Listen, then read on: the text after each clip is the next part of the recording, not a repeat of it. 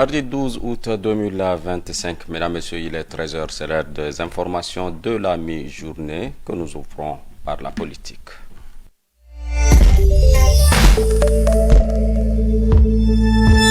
Oui, justement, actualité oblige. La place de la nation, ici même en N'Djamena, a servi de cadre pour la commémoration des 65 ans d'accession du Tchad à la souveraineté internationale. Pour immortaliser cette date historique, une cérémonie de prise d'armes a lieu à la place de la nation, justement, en présence du chef de l'État, maréchal Mohamed Idriss Déby Itno. Mistangar Victor rapporte.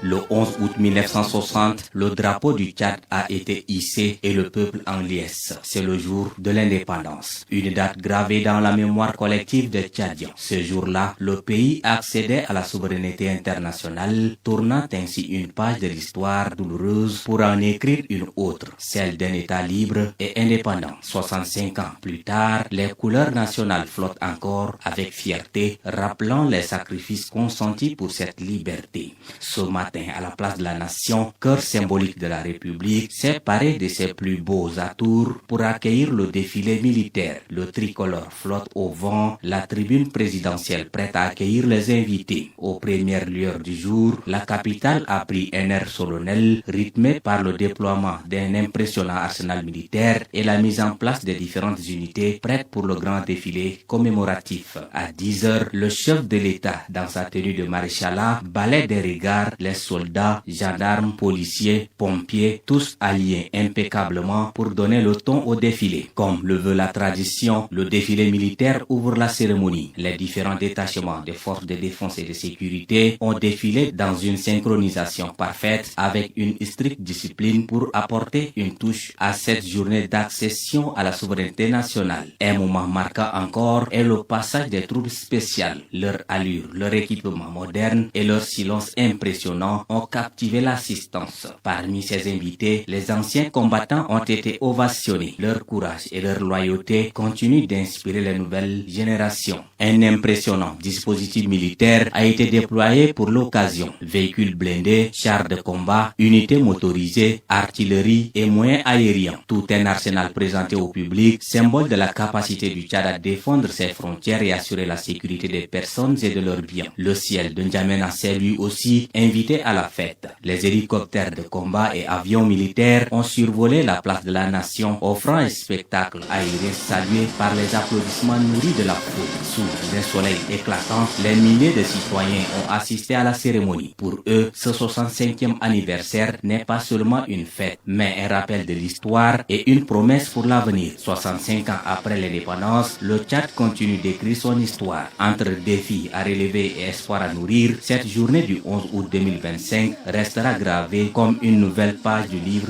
de la nation. Oui, Mistangar Victor, merci pour ce reportage. 65 ans après l'indépendance, jetons un coup d'œil sur le secteur de la culture. Le Tchad est un pays riche en diversité culturelle, certes, mais après 65 ans d'indépendance, quel est l'état de lieu dans ce domaine? Le reportage de Haïki Lydia avec le récit de Frida Ketem Allo. Le Tchad, qui est le berceau de l'humanité depuis son ascension à l'indépendance en 1960, a connu des changements sur tous les plans, dont le domaine de la culture en fait partie. Autrefois, la culture variait d'une communauté à une autre et se faisait avec des rites traditionnels. Mais à l'ère de la modernisation et de la globalisation, les cours des choses ont radicalement changé. Que ce soit dans le domaine de la mode, du style, de la musique, le Tchad s'est métamorphosé sur divers domaines. On a adopté le rythme rumba, parce que nos anciens musiciens étaient envoyés au Zaïre, la RDC maintenant, pour apprendre à aimer la musique, à faire épanouir la musique tchadienne, mais le rythme rumba les a colonisés au fait. Mais avec le temps, les Tchadiens ont compris qu'il faut maintenant aller aux sources. Voilà, c'est pourquoi maintenant nous trouvons des rythmes comme le saï, le gourna, le rythme basaga, comme ce que Afrotonix valorise maintenant. Nous avons aussi du côté de la Tangilé ce qui valorise par exemple le rythme des Gabri, une très belle danse. Sur le plan musical, nous trouvons que les choses ont évolué d'une manière vraiment positive. Et nous voyons aussi l'entrée des femmes dans la musique. Face à ces divers changements, la culture tchadienne se confronte à d'énormes difficultés qui nécessitent l'intervention du gouvernement pour soutenir les hommes de la culture. Vraiment que dans le domaine culturel, le Tchad a grandi. Mais les difficultés sont là. Les difficultés sont là parce que les inspirations sont à flot partout. Mais il faut qu'on nous accompagne avec des moyens, avec des financements. On a des positivités à travers lesquelles nous pouvons exposer le Tchad. Mais il faut qu'on nous accompagne. Que l'État accompagne les artistes. Il faut que les sociétés de ce pays, nous avons des banques, nous avons des ambassades, nous avons des particuliers qui ont de l'argent, mais qui ne veulent pas accompagner les artistes pour que l'art puisse grandir. Voilà nos difficultés nationalistes. La culture tchadienne, bien qu'elle soit riche en ressources humaines, elle manque de ressources financières pour son épanouissement. Après 65 ans d'indépendance, la culture tchadienne a tant évolué, mais beaucoup reste à refaire dans le domaine de la culture. Juste à côté de la culture, il y a le sport. Et puis, il faut dire justement que la proclamation de l'indépendance le 11 août 1960 a également marqué un tournant décisif dans l'histoire du sport tchadien. Les nouvelles autorités ont pris le problème à bras-le-corps en lieu et place des colons français. Elles, les autorités donc, ont mis un accent particulier sur la discipline sportive que le football, le sport roi. C'est ainsi qu'elles ont retravaillé les terrains de football et construit aussi des stades omnisports pour abriter de grandes compétitions sous-régionales, régionales et même internationales. N'est-ce pas, Mbandjik Semsadok?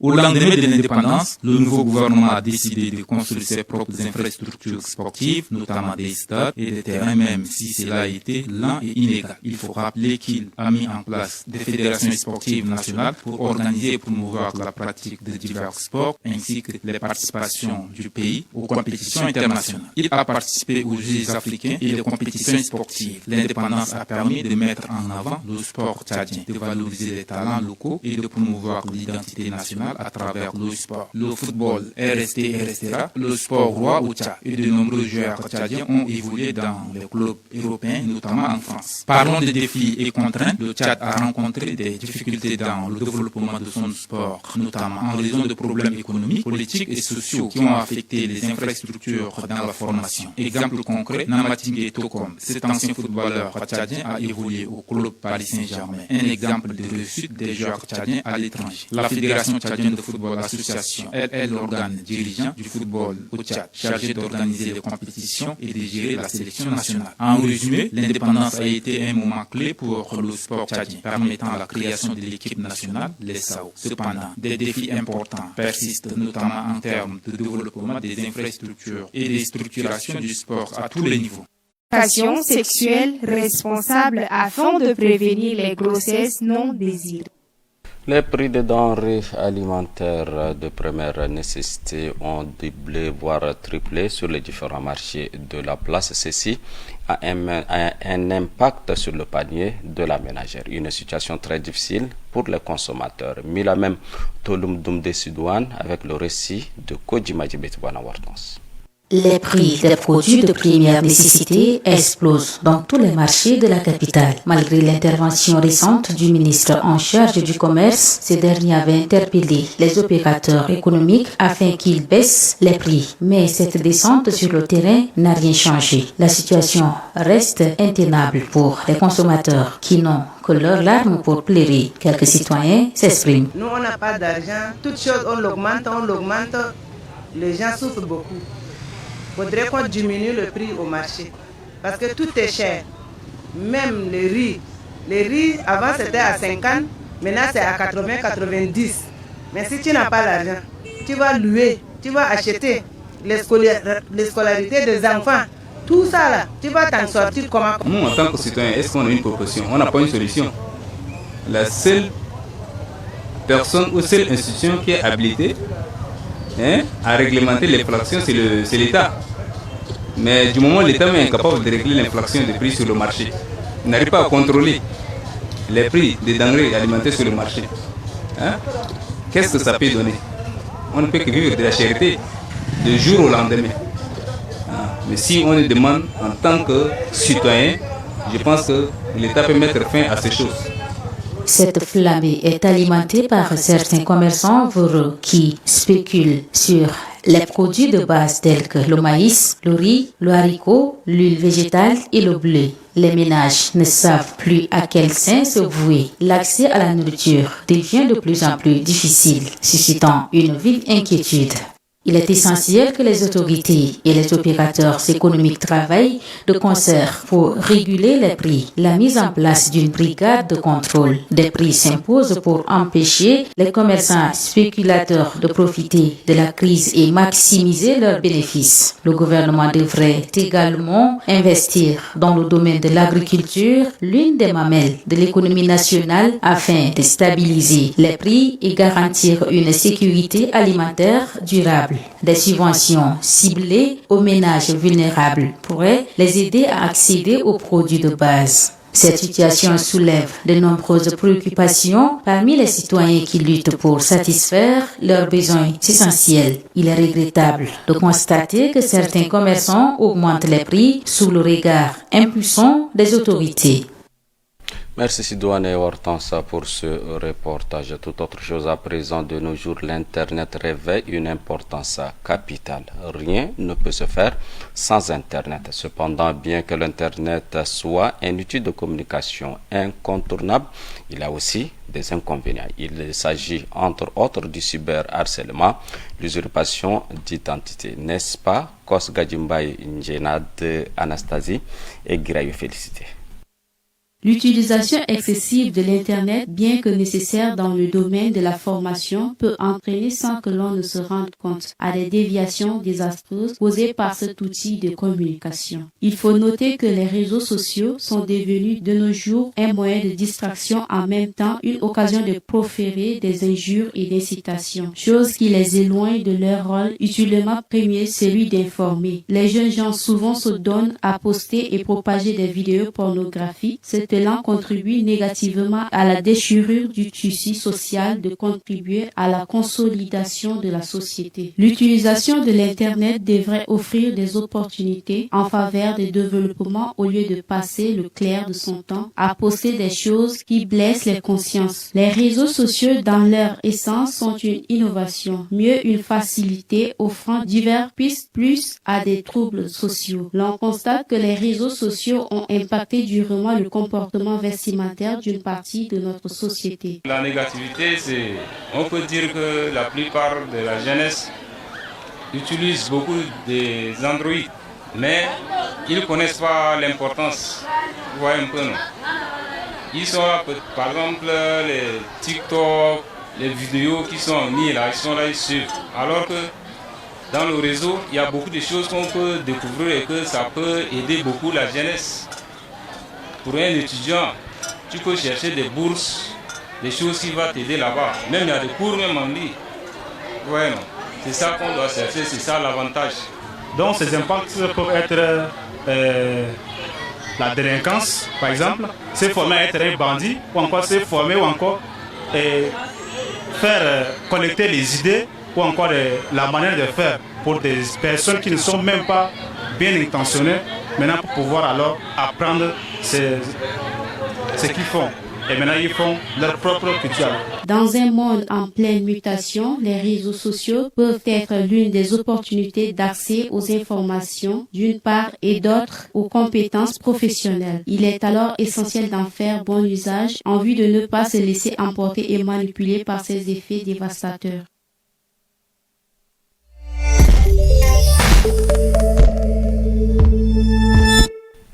En religion, l'église évangélique du Tchad, bureau exécutif annexe de N'Djamena, a organisé un culte de levée de fonds pour la construction du siège de l'annexe numéro 1 de N'Djamena. C'est le président de l'annexe numéro 1 de N'Djamena qui a présidé la cérémonie. Pasteur Mbaye Odjijafé sensibilise, sinon exhorte les fidèles à relever les défis et surtout mobiliser des ressources financières à cet effet. Le reportage de Baïnadji Nicolas.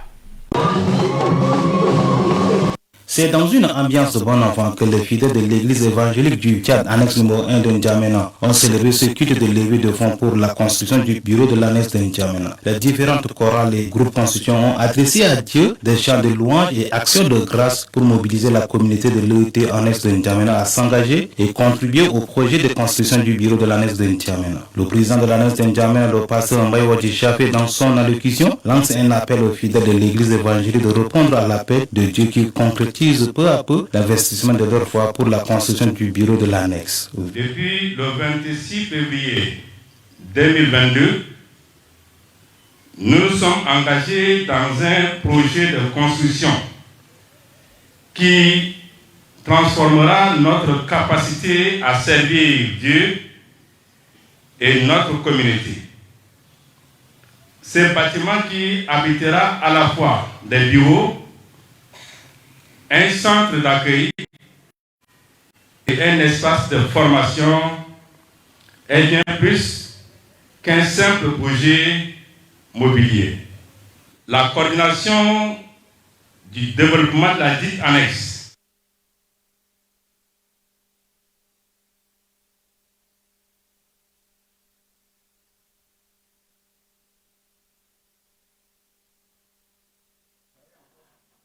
d'exécution des travaux prévus pour 10 mois. Le pasteur Dr Aslongano Pilon, dans son message de circonstance, exhorte les fidèles dans l'acte de Jésus en produisant des miracles de l'esprit d'équipe. Il encourage les fidèles à donner avec joie et charisme pour l'éternité et récolte des bénédictions abondantes. Les responsables de l'église évangélique lancent un appel aux frères et sœurs à être des baptiseurs, des visionnaires et des semeurs de bonnes œuvres pour l'achèvement de ce bâtiment et en faire un lieu de bénédiction.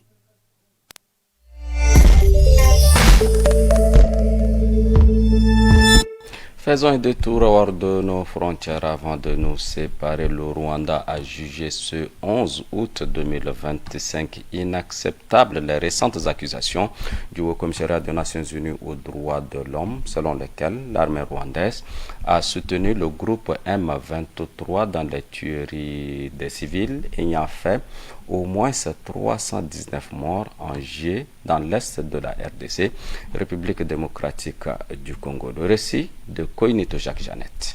Le Rwanda rejette les accusations du Haut-Commissariat des Nations Unies des droits de l'homme dans un communiqué publié sur les réseaux sociaux ce 11 août 2025. Le bureau de Volker Turk, haut-commissaire unusien sur les droits humains, dénonçait le massacre de civils par M23 soutenu, selon l'organisation, par des membres des forces de défense du Rwanda. Les accusations contre l'armée rwandaise sans preuve, affirme ce lundi Kigali. Selon le ministère rwandais des Affaires étrangères, l'inclusion gratuite des forces de défense du Rwanda dans les allégations formulées par le Haut-Commissariat des Nations Unies aux droits de l'homme est inacceptable et remet en question la crédibilité de l'organisation et sa méthodologie des accusations sensationnalistes. Dans un communiqué, le bureau unusien dénonçait la semaine dernière l'un des bilans les plus élevés documentés depuis la résurgence du groupe M23. 319 civils, affirme le Haut-Commissariat, tués entre le 9 et le 21 juillet dans 4 villages du territoire du Ruchurus, dans l'est de la RDC. Les victimes, toujours selon l'organisation, étaient principalement des agriculteurs campant dans leurs champs pendant la saison des plantations. Des accusations sensationnalistes répondent les autorités rwandaises qui risquent, poursuit le communiqué, de saper les processus en cours pour une résolution pacifique du conflit à l'est de la RDC. Le M23 a pris le contrôle de plusieurs zones dans l'est de la RDC et s'est emparé en janvier et février des grands villages de Goma et de Bukavu, respectivement capitales des provinces du nord Kivu et du sud Kivu. La RDC et le M23 ont signé le 19 juillet à Doha prévoit un accord dans lequel les deux parties s'engagent en faveur d'un cessez-le-feu permanent. Mais ses effets concrets restent limités sur le terrain. Selon le Haut Commissariat unusien, Kinshasa et Kigali ont en outre signé en juin en Washington un accord de paix dont les dispositions doivent encore être mises en œuvre. Merci Koinito Jacques Jeannette, c'est avec vous que nous bouclons cette édition d'information. Merci à l'équipe technique et l'équipe de la rédaction qui m'a aidé à vous présenter toutes ces informations. Mesdames, Messieurs, merci surtout à vous pour votre fidélité. À demain, 13h pile, Inch'Allah.